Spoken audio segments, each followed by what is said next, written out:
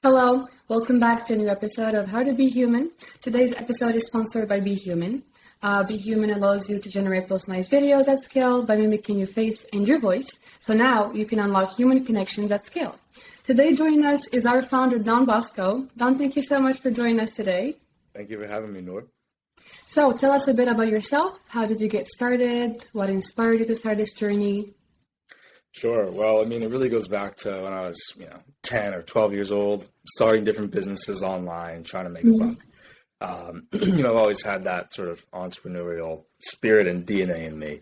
And then fast forward, I ended up going to school in Italy to study finance. Ended up realizing once I was there, I didn't want to work for a bank. So I dropped out at 19 and, was on my own and, had to figure it out. Started probably 10 different businesses, 9 of which failed, one of which did okay, which was a business in lead generation. So essentially what we were doing is we were reaching out to people, usually like directors at larger companies, and getting them in front of our clients basically for a sales pitch, right? So we were kind of like doing the first step of the sales prospect, a lot of prospecting, right? And did that for a couple of years, but it became tougher and tougher as things got more and more saturated. People just, cold email wasn't doing it anymore. Cold LinkedIn messages weren't cutting it. People were bombarded by like dozens or hundreds of those a day. And so I had to innovate. And so I started to play around with video because I thought, if I'm getting a video from somebody, I know that person actually recorded it for me, especially if they're saying my name, if they're talking about my company. Conversely, if I get a cold email, right, I know that it's probably just, I'm on some list and this is going out to 10,000 other people and I can just ignore it. You wouldn't really reach them. Exactly, right, yeah. So I ended up hiring a couple of actors and we would, record hundreds of videos a day and send them out to people. And it worked really, really well, but the problem was that it just wasn't scalable, right? You can't have an army of actors doing this, right? Of course, yeah. Yeah, so that's when I thought, all right, well, how can we do this with technology? And this is going back, 3 or 4 years ago. And at that time, AI was nowhere close to where it is today, right? Yeah. So the tools we had to work with, where the research was at the time was really in a different place. And so we had to, work with what we had. And we put together a very crude version, of our technology and started to use it. But still, it worked really well and we're getting amazing responses from it. And, I thought, all right, great. I have a really cool tool for lead generation and I'm going to scale my lead generation agency with this tool. But actually what happened is I started to get people reaching out to me from other industries as word. Oh, interesting. Okay. Yeah, got out about the tool. So I had someone reach out from a healthcare group. I had someone reach out, a politician, other agencies. So a lot of different fields. Exactly. Yeah. And so that's when I, saw the potential. I'm like, all right, this is so much bigger than just, okay, I can book meetings better than that guy, right? Yeah. We're changing the way communication is done, at scale. So that's when I decided, take the leap of faith and close down that agency and go full time on BHuman. Interesting. But what really inspired you to start an AI? It was necessity more than anything else. I didn't really know much about AI at the time. I'm guessing that was like 4 or 5 years ago? Yeah, about 4 or 5 years ago. Yeah. Okay. I'm technically capable, finding my way around things, but I'm not a programmer. I'm not a developer. Of course. And by no means a researcher, right? So it was really necessity that drove me to find the solution that could solve my problem. And even the fact that you're very far from this because you did finance in uni, right? So AI was a bit different than your field, I'm guessing? Exactly, yeah. But I did finance, but I didn't do it because I like finance, right? It was just okay. Yeah, what's the best degree I could think of that seems okay? Sure. Of course, yeah. I'm guessing it was not an easy start since it was very different from your field. But what were 3 things perhaps you wish you knew before getting started in this? Well, I think that the whole journey of starting BHuman, we're talking already 3.5, going on 4 years now. And I'd say the first thing is, it's going to be a long ride, right? And you've got to sort of buckle up for the highs and the lows of it, right? Of course, yeah. We've had times where, someone is coming to us with a 6-figure contract and we think it's going to change our world, but then it doesn't go through. Or, an investor who seems like he's going to change our world, but then it doesn't go through. Or sometimes it does go through, right? And, I think in the beginning, I was very emotionally attached to those highs and lows. Yeah. Okay, this is life changing. What could happen? And you have to sort of zoom out on the macro level and not let those kinds of things affect you. Seeing the bigger picture. Exactly. Yeah. And just knowing, Yeah. look, I show up every day, and, I do my best that day, and I'm always there. I'm always talking to people. I'm always pushing forward. Whatever happens will happen, right? But So everything for our that's viewers, consistency is the key after all. definitely. Yeah. Yeah. I mean, it is the only thing you can do that's in your control, basically. Of course. Okay, so as you know, we have a lot of viewers who are probably thinking of starting a new business or getting into this kind of field. So what are 3 things you can tell them for someone who's just thinking of starting or wanting to launch something? Well, I would say the first thing is find the place where there's natural demand. This was really important to me. So, when I first dropped out and I started like 10 different things, like I had some pretty good ideas, but they didn't have that natural demand. And you'll know when there's natural demand. What I mean is that like, you don't have to go to people and try to sell them, right? Like you mention what you do and they're like, oh, I need that. Right. And there are so many things to work on, and building a business is so hard that there's no point in working on something where there's not natural demand, because you're just pushing the odds against you. So that's the first thing. Find the place where there's natural demand. You may have a great idea, and it may be possible to make it work, but if there's not natural demand, like you're just going to be pushing on an uphill battle. That's the first thing. The other thing I would say is like, there's a famous investor, his name is Naval, and he has this phrase: there are 3 ways to scale any business: with people, capital, or code. And, you can think of it like an old car dealership, right? It's probably scale with people or maybe some capital. An investment firm scale with capital. But these days you can scale with code, right? So anyone from their bedroom with no money can make something that can take off, right? And that's with code. So I'd say focus on how you can make your company, whatever you're thinking about starting, like primarily a tech company. And you'll see most businesses today, most very successful companies, even if they don't have much to do with tech on the surface, they really act and think like a tech company. I mean, you look at Tesla, for example, the car company, right? They're primarily a tech company that happens to make cars.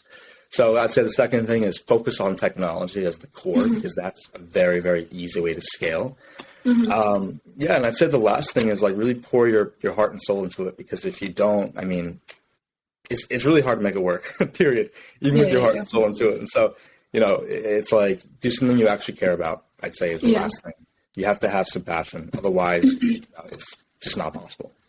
I see. So I'm guessing there's a lot of people who want to start getting into tech. And since technology is getting, changing day by day, do you have any advice for someone who wants to keep up to date with that? Yeah. I mean, the first thing is I would say, everything is changing so fast, as you said, and you can't keep track of it all, but you can keep a pulse on a certain niche or certain field. Yes. So, for me back in the day, I was looking at AI and what AI is doing with images, what it's doing with video, this whole space of like synthetic media. But, if you're in a different place, let's say what you care about for some reason for your business is like the speed of servers, let's say, right? All you have to do is just follow research papers on that topic. Get in touch with the researchers, chat with them. I mean, researchers are really open people, and they're passionate about their work, and they're really happy to chat with you about their work and, talk about collaborating. I think the most important thing is to get as involved as possible, basically. Yeah. Be as involved as possible and talk to as many people as possible. Yeah, but like really the pioneers, right? The people who are really pushing the needle, people who are doing the research, people who are doing the development. Like those are the people you need to be around. What's it so they cannot live without? Well, this kind of sounds like a plug, but it's really not. I mean, we use our own tool, every day, all the time, because I mean, so much of a business is the way that business communicates with stakeholders. Be it customers, be it potential future customers, be it investors, right? So, we use BHuman all the time. On top of that, we use a tool called Instantly, which is really nice, and what they do a lot of like it's like a platform for email outreach. So we load our videos in there quite a bit, and they take care of all like the spam issues. You don't have to worry about that. So that's a great tool that we use for a lot of outreach.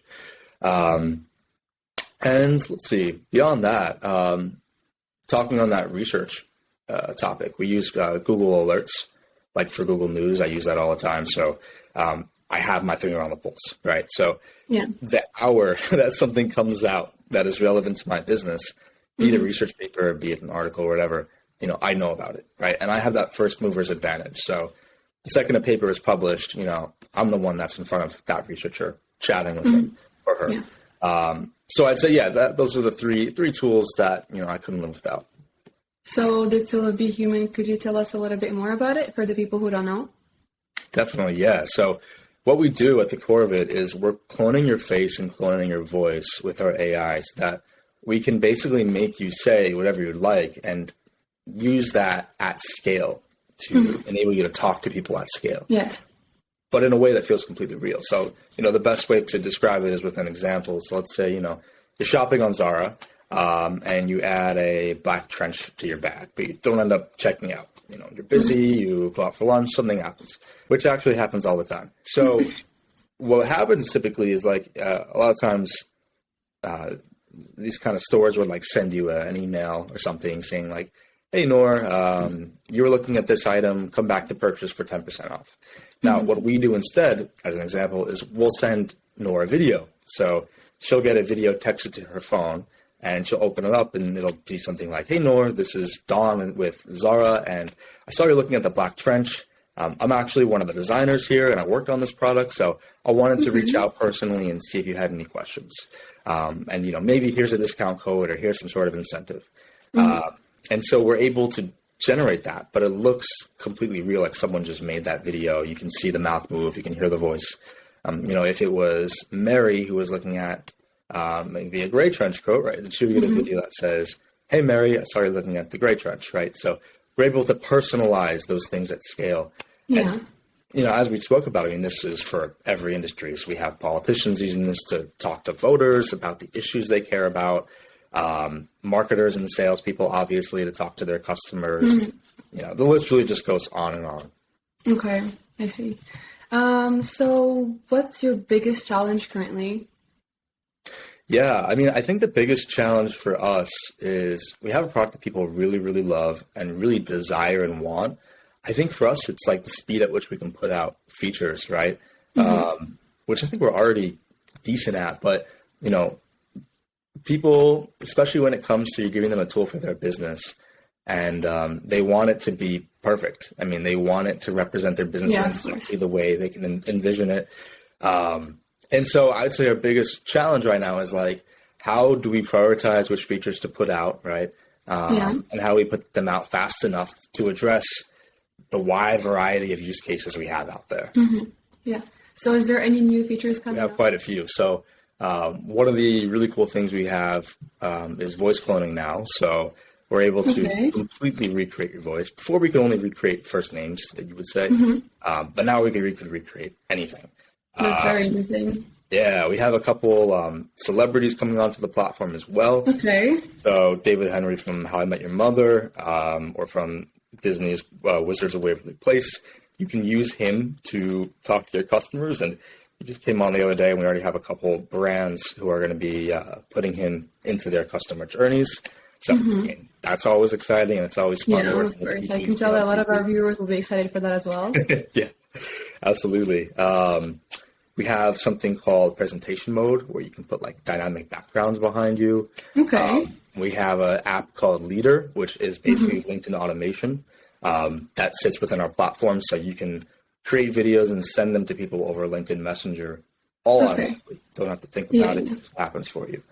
So yeah, a lot of really, really cool things that have been in the works for, honestly, years now, that are all sort of coming to fruition at the same time. So I think it's going to be a really big, next few months for us. So what's next for you? So next for me is, the company is sort of shifting into a more mature state. We're still very early stage, but, we're about 26 people right now. And we're looking to raise our next round sometime over the next 2 to 3 months.